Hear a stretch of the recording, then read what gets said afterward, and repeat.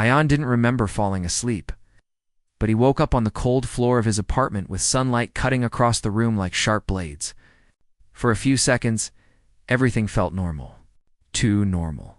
Then he noticed the silence again, the unnatural kind, where even distant traffic seemed muted, as if the building had wrapped itself in cotton.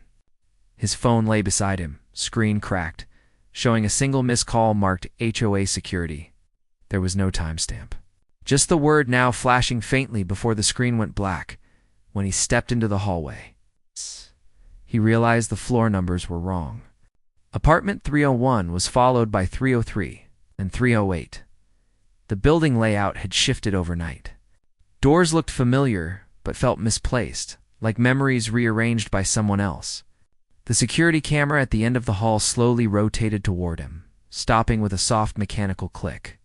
Ayan raised his hand to wave, unsure why he did it, and for a split second, the camera feed reflected on the glass wall, except the reflection showed him standing much closer to room 36 than he actually was, downstairs. The HOA office was open, but no one was inside. Papers were scattered across the desk, maintenance logs, mixed with incident reports. One file caught his attention, dozens of handwritten complaints, all from different tenants, all describing the same thing in different words. The building listens. Some reported dreams where the walls spoke. Others mentioned being guided through hallways they didn't remember walking through. The last page wasn't a complaint. It was a warning, stamped and signed years ago. If the room wakes fully, evacuation will fail. Ayan felt a chill run through him as he heard footsteps behind him. But when he turned, the office was empty again. As the day dragged on, the building began to behave like a living organism. Elevators arrived without being called. Lights dimmed when Ayan felt afraid, and brightened when he tried to calm himself.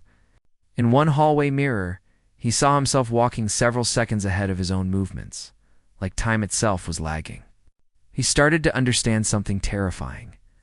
The building wasn't haunted by a spirit. It was learning from the people inside it, copying their habits, their fears, their routines, becoming smarter with every tenant that disappeared. At sunset, the air grew heavy. From inside the walls came a low humming sound, almost soothing, almost comforting.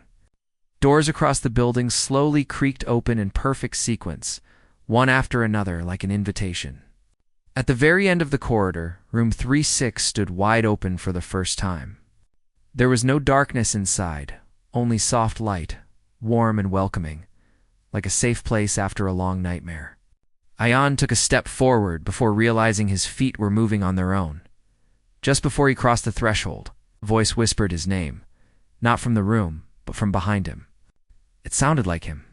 Same tone, same breath. Ayan stopped, heart racing, caught between the open door and the echo of himself calling him back. And in that frozen moment, he understood the final truth the HOA never wrote down. The building doesn't trap people by force.